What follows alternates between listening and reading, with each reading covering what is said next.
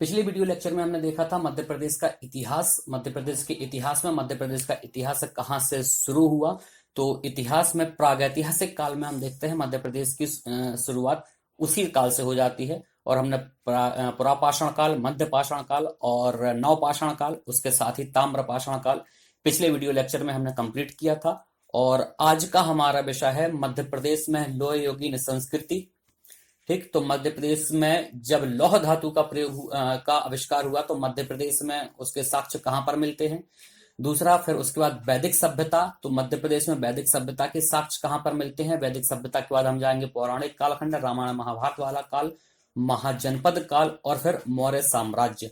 तो आज के विषय में, आज के टॉपिक में हम इन सारे टॉपिक की चर्चा करेंगे। नमस्कार, मैं परवेज खान और हम स्टार्ट कर रहे हैं एक एमपीपीएससी के लिए और अन्य वनडे एग्जाम के लिए मध्य प्रदेश का सामान्य ज्ञान, जिसमें एमपीपीएससी की यूनिट 1 हम कंप्लीट करने वाले हैं।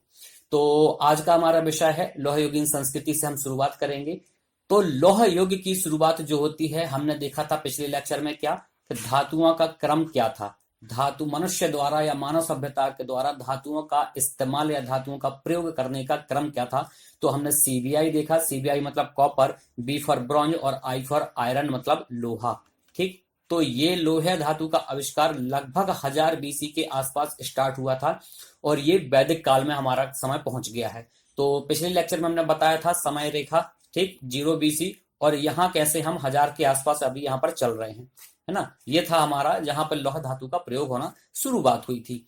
तो लौह युगीन संस्कृति के साक्ष्य जब मिले तो लौह धातु से ऐसा क्या प्रभाव पड़ा। तो लौह धातु से सबसे ज्यादा प्रभाव ये पड़ा कि लोहा बहुत मजबूत धातु होता है और इससे मजबूत हथियार बनाए जाने लगे, मजबूत हल बनाए जाने लगे, मजबूत हथियार, तलवारें वगैरह बनाए जाने लगी, जिसका आगे जाके कालांतर में बहुत प्रभाव पड़ा। और वही राज्य संपन्न हो पाए जहां पर लौह धातु बहुत बहुतायत में मिलती थी। हम आगे देखेंगे कैसे मगध मगध बना और अवंती के विकास में लौह धातु का क्या उपयोग था या क्या महत्वपूर्ण भूमिका रही। तो लौह युग की अगर हम बात करें तो मध्य प्रदेश में केवल 2-3 नाम है जहां पर लौह धातु का प्रयोग, जहां पर लौह धातु पाए जाते थे और लौह युगीन जो स्थल हैं वो प्राप्त हुए हैं। तो भुन्ने मेराना ग्वालियर, ये वो स्थल है जहां पर लौह धातु के साक्ष्य मिले हैं। दूसरा, मालवा क्षेत्र। ठीक है, तो लौह धातु की शुरुआत कहां से हुई थी। लौह धातु का आविष्कार 1000 बीसी के आसपास हुआ, ये यहाँ पर लिखा हुआ है। इसके अलावा यहाँ पर हमने कल देखा था कि मृदभांड जो है, तो मृदभांड के बनने के क्रम में अलग अलग समयकाल हमको दिखाई देता है। तो लौह युग में चित्रित धूसर मृदभांड जो है वो बनने लगे थे। मृदभांड का प्रयोग क्या होता है, लास्ट लेक्चर में हमने आपसे चर्चा की थी। ठीक है, उसके बाद वैदिक सभ्यता की बात करें तो वैदिक सभ्यता की अगर हम पूरी बात करें तो वैदिक साल काल को हम लगभग 2 भागों में बांट देते हैं। ठीक है, तो वैदिक सभ्यता पूरी की पूरी वैदिक सभ्यता है वो 1500 बीसी से लेकर 600 बीसी के आसपास रहती है। 1500 से 600 बीसी के आसपास की वैदिक काल को हम 2 भागों में बांट देते हैं। एक है 1500 से 1000 बीसी और एक है 1000 से 600 बीसी। ठीक, ये बीसी मतलब बिफोर क्राइस्ट या ईसा पूर्व। तो जो 1500 से लेके 1000 बीसी का समय काल है, इस समय काल को बोलते हैं वैदिक काल। और यहाँ पर ऋग्वेद के साथ साथ 4 वेदों की रचना हुई। ठीक, तो यहाँ पर 4 वेदों की रचना हुई, इसलिए इसको ऋग्वैदिक काल बोला जाता है क्योंकि ऋग्वेद पहला वैदिक वेद था। उसके बाद ये जो समय काल है 1000 से 600 बीसी, इसको बोला जाता है उत्तर वैदिक काल। और उत्तर वैदिक काल वह समय काल है जब ऋग्वेद के बाद जितने भी ग्रंथ लिखे गए सब यहीं पे लिखे गए। उपनिषद लिखे गए, पुराण लिखे गए, ठीक है, वेदांत लिखे गए, वेदांग लिखे गए, तो सबका सब जो है वो उत्तर वैदिक काल में हमको दिखाई देता है। तो मध्य प्रदेश के साक्ष्य हमको इस समय काल में दिखाई नहीं देते। ठीक है, तो यहाँ पर मध्य प्रदेश के साक्ष्य नहीं है। यहाँ पर उत्तर वैदिक काल में कुछ स्थल हैं जहां पर जो मध्य प्रदेश में पाए गए हैं, जो कि उत्तर वैदिक काल के हैं। और हमको ये जानकारी मिली कैसे, तो हमको ब्राह्मण ग्रंथों से और कुछ अरण्यकों से इसकी जानकारी मिलती है। तो मध्य प्रदेश में जो वैदिक कालीन स्थल हैं वो ऋग्वैदिक कालीन नहीं है, उत्तर वैदिक कालीन है। जानकारी हमको कुछ ब्राह्मण से मिलती है। अब ब्राह्मणों में 2 ब्राह्मण हैं, एक तो है शतपथ ब्राह्मण। ठीक है, तो शतपथ ब्राह्मण में जो है वो रेवोत्तर का नाम आता है। रेवोत्तर रेवा नदी के आसपास, जो बाद में नर्मदा हो गई, उसके आसपास का क्षेत्र है। और दक्षिणापथ का उल्लेख इसमें आता है सतपथ ब्राह्मण में। उत्तरापथ दक्षिणापथ जो है वो एक व्यापारिक नगर था हमारा। आज के वर्तमान में देखा जाए तो उज्जैन के आसपास, उज्जैनी जो था, वहां पर मिलता है। तो सतपथ ब्राह्मण से हमको मध्य प्रदेश के में वैदिक कालीन स्थल प्राप्त मिलते हैं। दूसरा ऐत्रेय ब्राह्मण, ठीक है, दूसरा एक क्या है, ऐत्रेय ब्राह्मण। ऐत्रेय ब्राह्मण से भी हमको कुछ साक्ष्य प्राप्त होते हैं। कैसे? ऐत्रेय ब्राह्मण में यह बताया गया है कि कुछ अनार्य जाति थी जो मध्य प्रदेश में विचरण करती थी, और उन अनार्य जातियों में जो है वो निषाद बहुत महत्वपूर्ण है। एक है ना, निषाद जाति जो है वो अनार्य जाति है, जो मध्य प्रदेश के जंगलों में, विंध्याचल के जंगलों में घूमती हुई पाई गई है। इसका उल्लेख जो है वो ऐत्रेय ब्राह्मण से है। तो इन दो वैदिक ग्रंथों के आधार पर हम ये बोल सकते हैं कि मध्य प्रदेश में वैदिक सभ्यता के स्थल भी रहे होंगे। ठीक है, ये देखिए।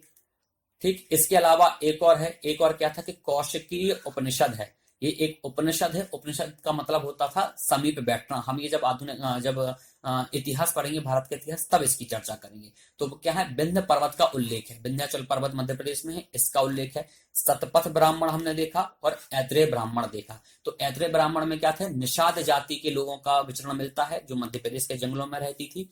दूसरा, इसके अलावा क्या है, रेवोत्तर, ठीक है, या रेवोत्तम, इसका उल्लेख मिलता है, जो कि रेवा नदी, जिसको बाद में नर्मदा नदी जो है वो नाम रख दिया गया था। तो इसकी जानकारी इन तीन ग्रंथों से हमें, एक, दो और तीन, इन तीन ग्रंथों से हमें मध्य प्रदेश में वैदिक साहित्य की जानकारी प्राप्त होती है कि वैदिक स्थल मध्य प्रदेश में भी रहे थे। ठीक, अब उसके बाद हम देखेंगे पौराणिक कालखंड। ठीक है, पौराणिक कालखंड। देखिए हम क्या पढ़ रहे हैं, हम इसका एक थोड़ा सा रोड मैप आपको बता दें कि हम कहाँ पर हैं। देखिए हम ये चीजें पढ़ रहे हैं, ठीक है। तो मध्य प्रदेश में लौ यज्ञ संस्कृति हमने देखा, मध्य प्रदेश में वैदिक सभ्यता हमने देखा। अब हम देखने वाले हैं मध्य प्रदेश में पौराणिक कालखंड। पौराणिक कालखंड मतलब जो पौराणिक ग्रंथ थे, रामायण महाभारत वगैरह, उस काल में मध्य प्रदेश के बारे में क्या जानकारी मिलती है। उसके बाद हम महाजनपद काल देखेंगे और फिर मौर्य काल देखेंगे। ठीक, तो पौराणिक कालखंड, पौराणिक कालखंड की हम बात करें तो वही कालखंड है जब रामायण महाभारत हो रहे थे। तो पौराणिक कथाएं जो भी हैं, पौराणिक कथाओं में भी हमको इनकी जानकारी मिलती है। तो पौराणिक कथाओं के ही अनुसार है कि नागवंश के एक राजा थे, उन्होंने अपनी पुत्री का विवाह जो है, पुत्री नर्मदा थी, उसका विवाह इक्ष्वाकु वंश के राजा पुरुकुत्स के साथ किया था। ठीक है, तो नागवंशी राजा थे, इनकी पुत्री थी नर्मदा, नर्मदा, और उनका विवाह हुआ था पुरुकुत्स के साथ। अब पुरुकुत्स किस वंश के थे, तो इक्ष्वाकु वंश के थे। ठीक है, इक्ष्वाकु वंश के ही एक सम्राट और भी हुए जिन्होंने बाद में इसका नाम परिवर्तित कर दिया। ठीक है, तो पुरुकुत्स ने क्या किया था, रेवा नदी का नाम परिवर्तित करके नर्मदा कर दिया था। ठीक है, ये नर्मदा वही नदी है जो अमरकंटक से निकल के खंबात की खाड़ी में गिरती है।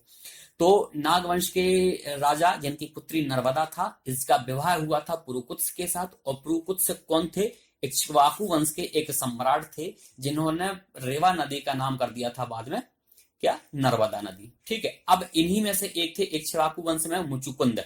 ठीक है, मुचुकुंद ने क्या किया था, इनके पूर्वज थे मंधाता। ठीक है, और उन्हीं के नाम पे इन्होंने मंधाता नगरी का स्थापना करी। और मंधाता नगरी वो है जो आज हम महेश्वर के नाम से जानते हैं, जिसका वर्तमान नाम खंडवा है। ठीक, तो मुचुकुंद ने क्या किया था, अपने पूर्वजों के नाम पर मंधाता नगरी बसाई थी और मंधाता का नाम कर दिया था, मंधाता का जो वर्तमान नाम है वो महेश्वर या खंडवा है। अब इसी मंधाता पर बाद में कब्जा कर लिया था हैहय वंश के राजाओं ने। अब हैहय वंश के राजाओं में एक नाम आता है महिष्मत, और मंधाता नगरी पर जब कब्जा किया तो राजा महिष्मत ने इसका नाम बदल के महिष्मती कर दिया। ठीक है, महिष्मती नाम कर दिया। तो ये लिखा हुआ है, यदुवंश के राजा थे, यदुवंश की एक शाखा है शाखा। ठीक है, इसके राजा थे राजा महिष्मत, और इन्होंने मंधाता नगरी पर कब्जा किया, अधिकार किया, और उसका नाम बदलकर माहिष्मती कर दिया। ठीक, अब ये माहिष्मती कर दिया, अच्छी बात है। माहिष्मती का वर्तमान नाम अगर पूछा जाए तो क्या है, महेश्वर। ठीक है, महेश्वर, या इसी को हम आज खंडवा भी बोलते हैं। ठीक, तो यह है महिष्मती का नाम। तो महिष्मती राजा महिष्मत ने नाम दिया था, और इन्होंने मंधाता नगरी का नाम बदला था। ठीक, अब हैह वंश के राजाओं में एक नाम आता है कि सबसे प्रतापी, सबसे योद्धा राजा कौन था, तो वो थे सहस्त्रार्जुन या कार्तवीर्य अर्जुन। कौन? सहस्त्रार्जुन या फिर कार्यवीर अर्जुन। ये बहुत ही प्रतापी राजा थे और महाभारत काल में, सॉरी, रामायण काल में इन्होंने रावण को हराया था। ठीक, तो ये इतने महान योद्धा थे कि इन्होंने रावण को भी हरा दिया था। रावण बहुत जगह हरा, ठीक है, तो रावण को इन्होंने हराया था। तो ये हो गया हमारे इक्ष्वाकु वंश के राजा। उसके बाद रामायण काल और महाभारत काल में भी है। ठीक है, तो रामायण काल में क्या हुआ? रामायण काल में भी रामायण काल में भी मध्य प्रदेश से संबंधित क्षेत्र जो है वो पाए जाते हैं। कैसे? कि रामायण में एक क्या बोलते हैं, एक कालिदास हुए बाद में। ठीक है, कालिदास जो है बहुत ही महान लेखक, इन्होंने एक ग्रंथ लिखा रघुवंशम। तो रघुवंशम में क्या है? जितने भी रघुवंश के राजा हैं सबका उल्लेख इसमें है। और इसी रघुवंशम में इन्होंने क्या बताया है कि राजा भरत जो थे, सॉरी, शत्रुघ्न, भगवान राम के जो भाई शत्रुघ्न, उनके पुत्र थे शत्रुघाती। और शत्रुघाती का शासन जो था वो विदिशा, वर्तमान विदिशा, उस समय दर्शान नाम था उसका।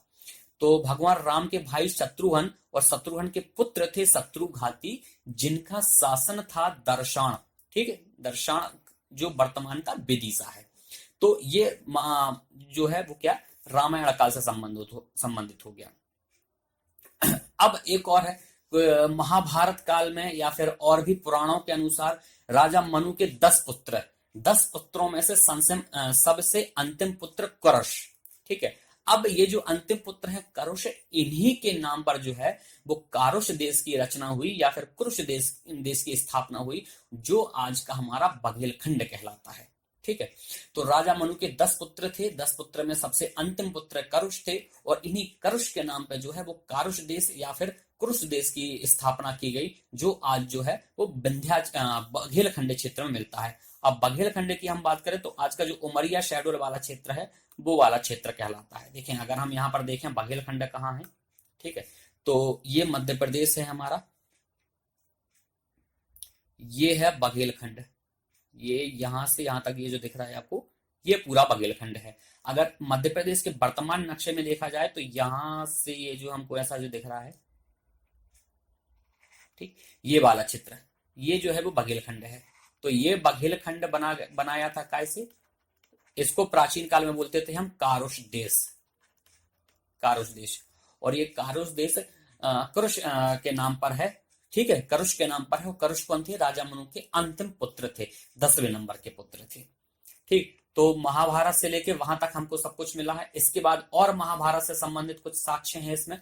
ठीक, तो बुंदेलखंड का जो दतिया जिला है, दतिया जिले का महाभारत में भी वर्णन है। ठीक, किसके नाम पर? दंत वक्र के नाम पर। तो दंत वक्र का नाम जो है, दंत वक्र के नाम पर दतिया का नाम रखा गया। दतिया वर्तमान मध्य प्रदेश का एक जिला है। यहाँ पर क्या है, भगवान श्री कृष्ण ने दंत वक्र को पराजित किया था। कहां पर? दतिया वाले क्षेत्र में। इसलिए वहां की पहाड़ियां, जो ग्वालियर की पहाड़ियां हैं, उनको गोपालगिरी कहा जाता है। ठीक, तो श्री कृष्ण ने क्या किया, महाभारत काल में दंतवक्र एक दैत्य हुआ करता था जो दतिया क्षेत्र में था। दंतवक्र का इन्होंने वध किया और वध करने के बाद ये गोपाल कक्ष कहलाए और इसी कारण ग्वालियर की जो पहाड़ियां हैं उनको गोपालगिरी कहा जाने लगा। ठीक है, तो पौराणिक काल में भी मध्य प्रदेश का बराबर उल्लेख मिलता है। रामायण काल में, महाभारत काल में, पुराणों में, हर जगह इसका उल्लेख पाया जाता है। ठीक, तो अगर हम यहां से थोड़ा सा रिवीजन करें, ठीक है, ये पौराणिक कालखंड। तो सबसे पहले क्या है, एक नागवंश के राजा थे। नागवंश के राजा ने अपनी पुत्री नर्मदा का विवाह कर दिया था। किससे? इक्ष्वाकु वंश के राजा पुरुकुत्स के साथ। तो पुरुकुत्स ने क्या किया, पुरुकुत्स ने रेवा नदी का नाम परिवर्तित करके फिर बाद में नर्मदा कर दिया था। इसी इक्ष्वाकु वंश के एक और महान राजा हुए बाद में मुचुकुंद। मुचुकुंद ने अपने पूर्वजों के नाम पर मंधाता नगरी बसाई और मंधाता नगरी को बाद में हैह वंश के राजा जो महिष्मत थे उन्होंने उस पर कब्जा कर लिया, अधिकार कर लिया और महिष्मत का नाम बदलकर और मंधाता का नाम बदलकर माहिष्मती कर दिया, जो कि आज का खंडवा या फिर महेश्वर है। ठीक है, और हैह वंश में ही सबसे प्रतापी राजा हुआ कार्तवीर्य अर्जुन और कार्तवीर्य अर्जुन को सहस्त्रार्जुन भी बोलते हैं। और सहस्त्रार्जुन ने महाभारत काल में सॉरी रामायण काल में रावण को हराया था। ठीक, ये हो गया। इसके बाद रामायण और महाभारत के संबंध में भी उल्लेख मिलता है। तो रामायण में कालिदास ने जब रघुवंशम लिखा तो रघुवंश में पूरे रघुवंशीय शासकों के का वर्णन था। उन्हीं में से एक शत्रुघाती, जो कि शत्रुघ्न के पुत्र हैं। शत्रुघ्न कौन? भगवान राम के भाई। तो शत्रुघाती जो है वो दर्शन या फिर वर्तमान के विदिशा पर शासन कर रहे थे। महाभारत काल में दतिया में ठीक, दतिया में दंतवक्र नाम का एक दैत्य था जिसको श्री कृष्ण ने जिसका वध किया और गोपाल कक्ष कहलाए, और उसी आधार पर ग्वालियर की पहाड़ियों को गोपालगिरी की पहाड़ियां कहा जाता था। ठीक है। और कारुष राजा मनु के एक पुत्र थे करुष, उनके नाम पर कौरस देश या फिर आज का बघेलखंड जो है उसकी स्थापना हुई थी। ठीक, तो ये पौराणिक काल के आधार पर पौराणिक काल में हो गया। इसके बाद आता है महाजनपद काल। तो महाजनपद जो है इसको द्वितीय नगरीकरण भी बोलते हैं। ठीक है, महाजनपद को द्वितीय नगरीकरण भी बोलते हैं। तो स्पष्ट है, अगर ये द्वितीय था तो कोई पहला भी रहा होगा, तो द्वितीय नगरीकरण इसको बोला जाता है। ठीक, तो पहला किसको बोला जाता है? तो पहला नगरीकरण जो था वो था हमारा सिंधु घाटी सभ्यता। पहला ये हो गया। दूसरा नगरीकरण महाजनपद काल, और तीसरा नगरीकरण, 3 हुए थे, तो तीसरा नगरीकरण कहलाता है सल्तनत काल, जब मुसलमान भारत आए और उन्होंने बहुत सारे नगर बसाए। तो ये 3 नगरीकरण हो गए। ठीक, अब जब महाजनपद की हम बात करते हैं तो वैदिक काल के बाद महाजनपद का उदय हुआ था। महाजनपद का क्रम कैसा रहा ये हम बाद में समझेंगे। आज हम केवल इतना देखेंगे कि महाजनपद जो है उसमें से कितने महाजनपद है जो मध्य प्रदेश में थी। तो टोटल जो है महाजनपद वो 16 थी। 16 महाजनपदों का उल्लेख हमको मिलता है। कहां से मिलता है?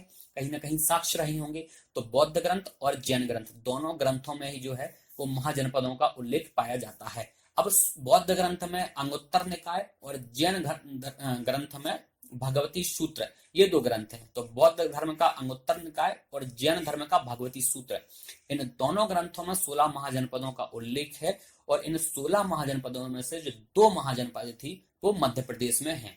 ठीक है, तो 16 में से 2 कौन सी हैं? 2 की अगर हम बात करें तो एक है हमारी अवंती और दूसरी है चेदी।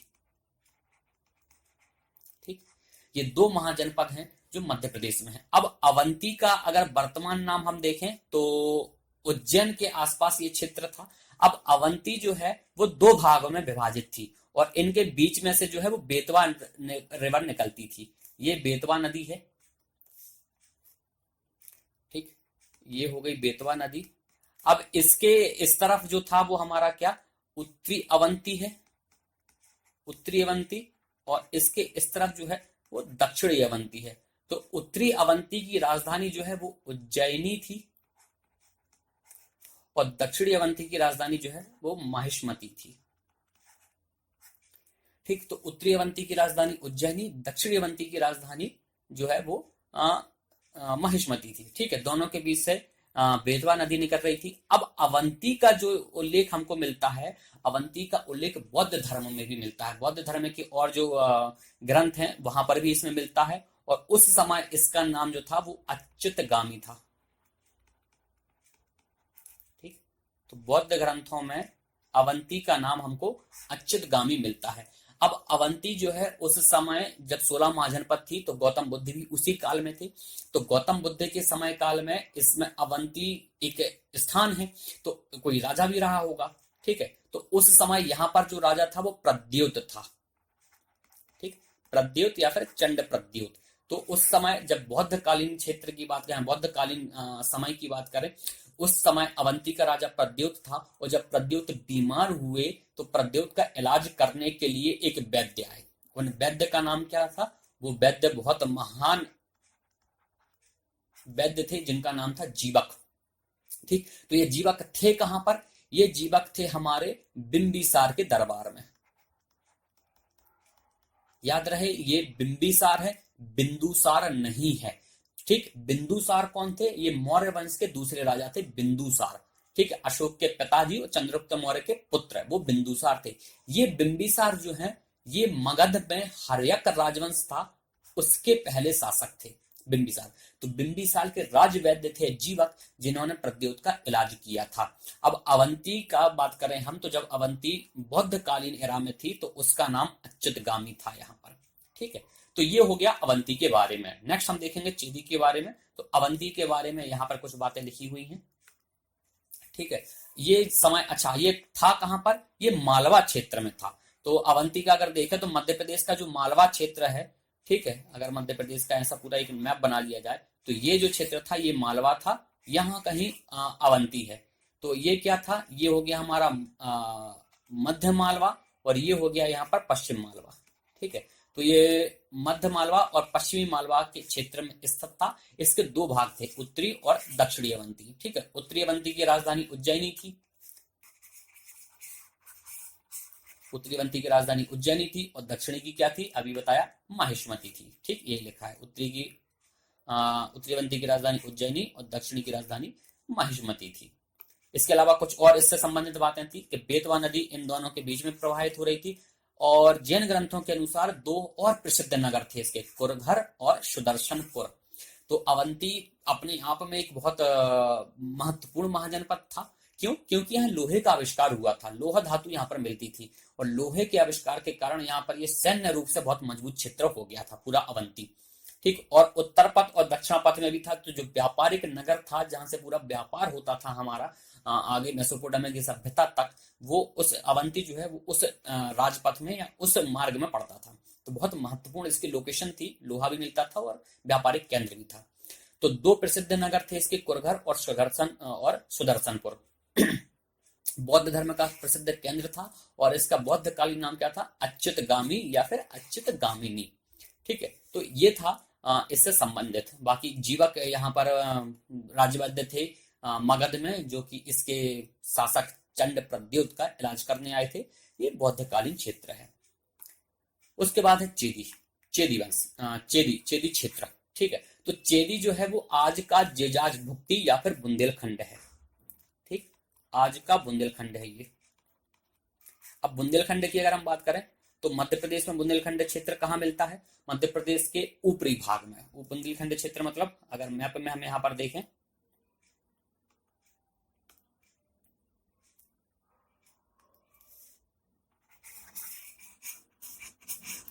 मैप में देखा जाए तो कहाँ है, ये रहा बुंदेलखंड का प्लाटू। ये पूरा जो क्षेत्र है ये वाला बुंदेलखंड है। ठीक है, तो अगर यहां पर हम बात करें तो कौन सा, ये वाला, ये जो क्षेत्र है ये बुंदेलखंड है। अब अगर यहां पर चेदी था, ठीक, तो इसके उत्तर में कौन सी नदी बह रही होगी, तो हमको पता है कि यहाँ पर यमुना नदी बह रही थी। तो इसके उत्तर में कौन सी थी, इसकी उत्तर में यमुना थी। दूसरा, यहाँ पर ये अमरकंटक है इस क्षेत्र में, यहाँ से सोन नदी निकलती है, यहाँ से नर्मदा निकलती है। तो ये सोन नदी और नर्मदा नदी के बीच में था। ठीक, ये सोन और नर्मदा नदी के बीच में था। अगर यहाँ से कोई आएगा तो इस दोनों क्षेत्र में को पार करना पड़ेगा, तब यहाँ चेदी वंश में आ पाएगा। ठीक है, अब चेदी वंश में अगर हम महाभारत काल की बात करें तो महाभारत काल में चेदी पर शासन किसका था, शिशुपाल का। ठीक, अब ये शिशुपाल कौन है, ये शिशुपाल वही है जिनको 100 गलतियां माफ थी और 101वीं गलती पर श्री कृष्ण भगवान ने सुदर्शन चक्र से गर्दन उड़ा दी थी। तो ये वो शिशुपाल हैं।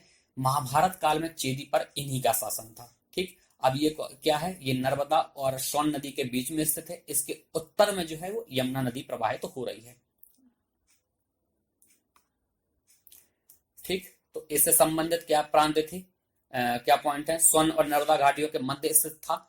कलचुरी वंश का, बाद में आगे जाके फिर कलचुरी वंश का इनका शासक हो गया, और इसका नाम जेजाज भुक्ति हो गया। ठीक, एक राजा हुए बाद में जेजाज या जेजी, उनके आधार पर इसका नाम जेजाज भुक्ति हो गया था, पूरे बुंदेलखंड का नाम। ठीक है, इसके कहा उत्तर में कालिंजर तक इसका विस्तार था। कालिंजर वही यूपी बॉर्डर में आ जाता है। ठीक है, महाभारत काल में इसकी राजधानी सोक्तिमती थी, जिसको बौद्ध जातक कथाओं में सोक्तिवती भी कहा गया है। ठीक है, तो महाभारत काल में राजधानी क्या थी, सोक्तिमती या फिर सोक्तिवती। और यहाँ पर शासक कौन सा था, शासक था हमारा शिशुपाल। ठीक, महाभारत काल में शिशुपाल यहाँ पर शासन कर रहा था। नेक्स्ट है फिर मौर्य काल।